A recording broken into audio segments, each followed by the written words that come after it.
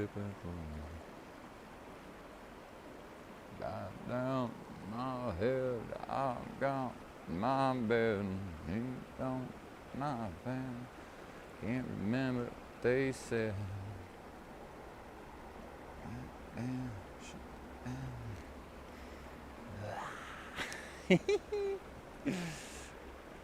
Alright, is it working?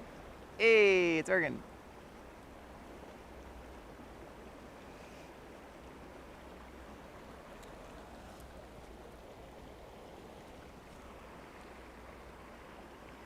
Did the button? Hello?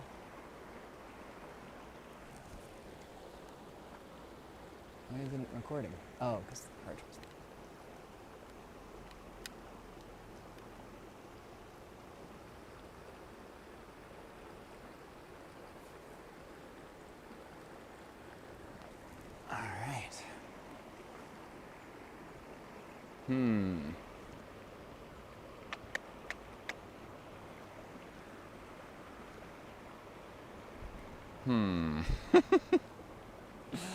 This is gonna get blown out in a hurry. I'm gonna move my camera real quick. Ugh.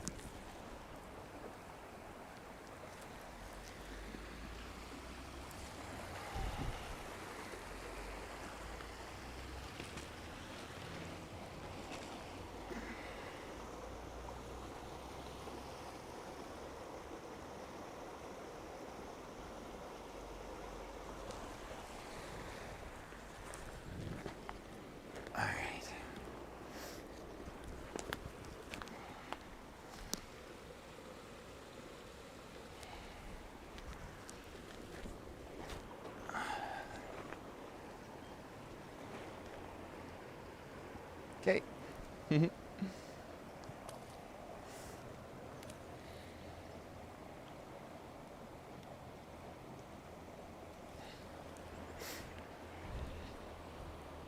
Cool.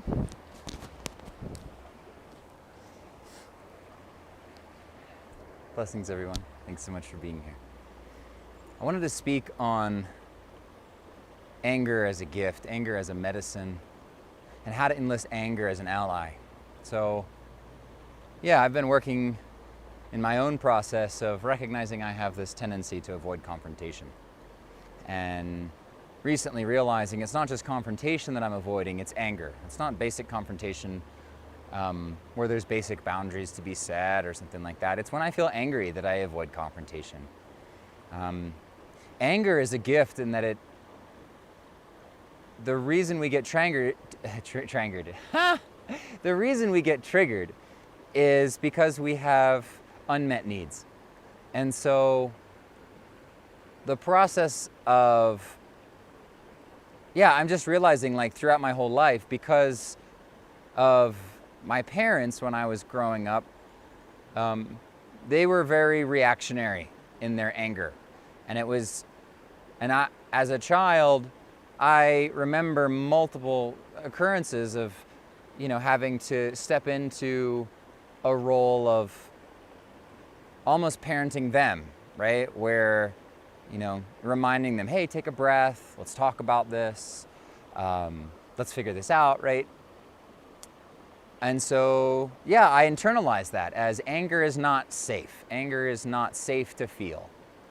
And I think this is a common theme for a lot of people in our culture, especially because there's this idea, first of all, that needs are a burden in our culture, right? Look at how we say, excuse me, when you're trying to get past someone, or pardon me, right? Like, I'm sorry for existing. And so, I'm realizing that I don't have a relationship with anger. It's like I've become estranged from this part of myself. And so realizing this necessity in my own being to make contact with that part of me, almost like I'm in the dating process, right? Like, it's like I met anger at a bar and we're kind of strangers at this point, right? So how do we access that anger? And how can we alchemize that anger into an ally? Instead of something that we fight against or that we're afraid of or something that doesn't feel safe, how can we enlist anger to help protect our borders and boundaries. So let's work with that today. So we'll begin by closing our eyes, finding the breath.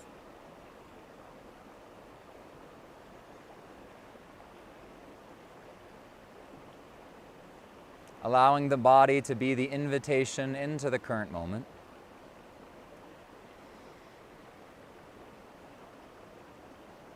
Gathering all the fragmented parts of your consciousness, all of the other parts of your being that are in other moments right now, are looking forward into the future, looking back into the past,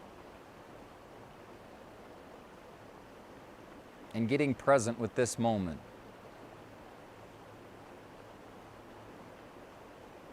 As I speak on anger, noticing what is alive in you.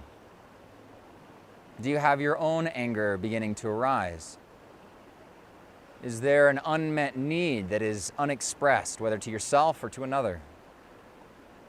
Can you come into contact with that anger? With the visceral experience right now inside your body?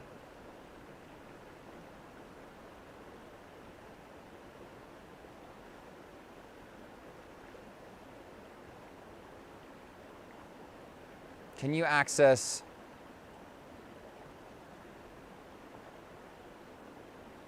the depths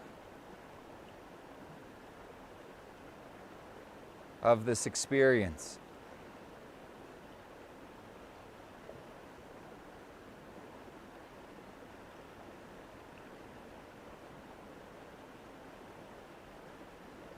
For many, unexpressed anger becomes externalized to the world and it degrades into victimhood. For myself, I often find myself being really sad. And in those moments, realizing that that sadness is covering up the anger. Sometimes it can be the other way around. Sometimes anger is covering up sadness. It depends on what your specific emotional makeup is programmed.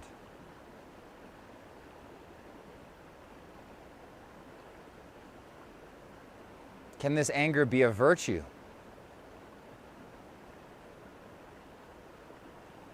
This medicine of standing for what is right, for your worthiness, for your needs,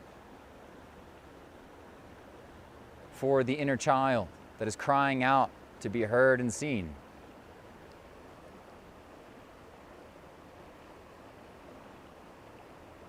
Feel it inside your body. Feel where that anger resides. Where in your body is that anger showing up today?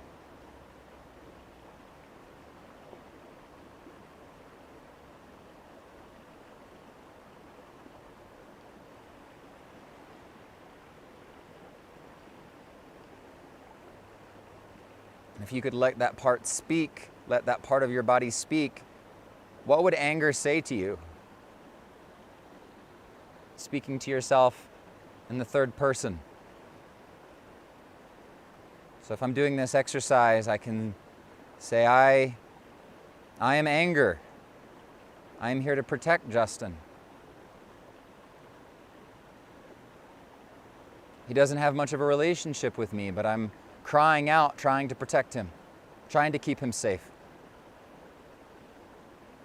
And I keep crying out and he ignores me. And then he inflicts that anger, he inflicts me onto himself. He makes it his fault or he makes it the world's fault. He blames and judges. I wish he would just express me, not just feel me. I want him to feel me, but I also want him to express me. Express to himself and then express to the people around him where those borders and boundaries are being crossed.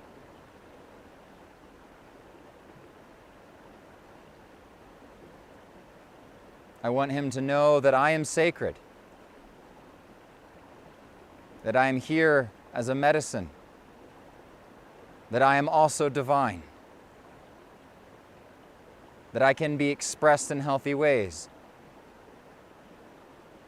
that this is where embodiment truly lies, in the collaboration here,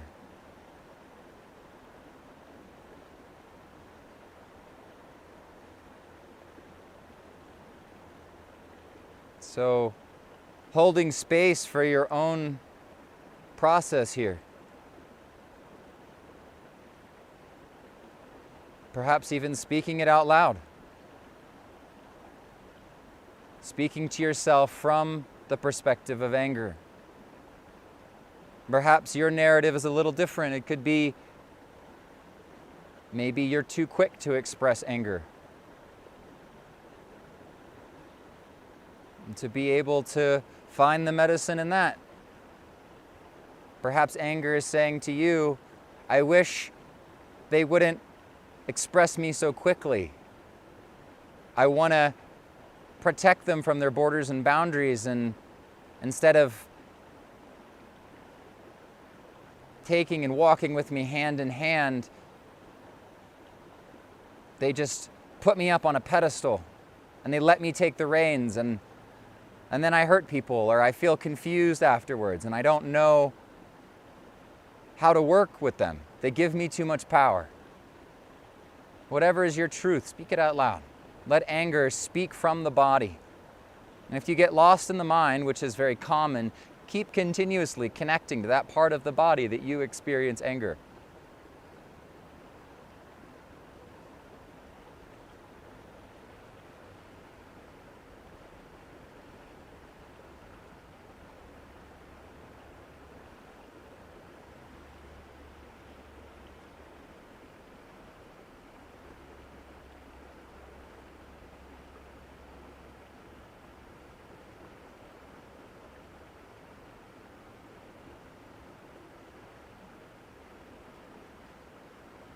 You could even ask anger questions if that would feel good.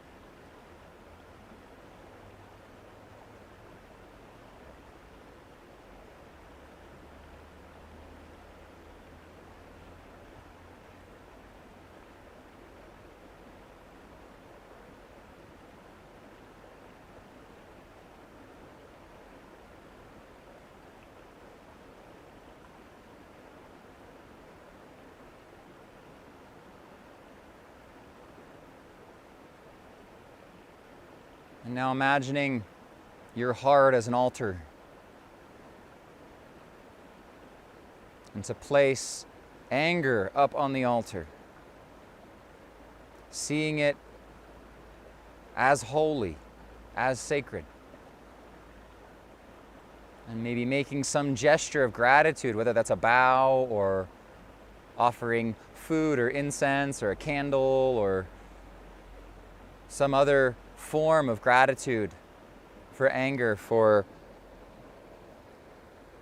doing this work of protecting you.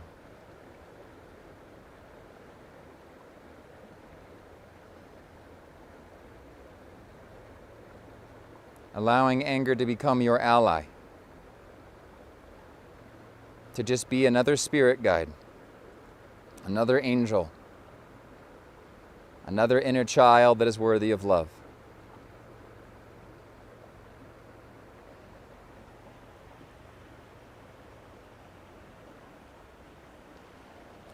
And then to feel, as you place this anger on the altar, noticing how it feels in the body.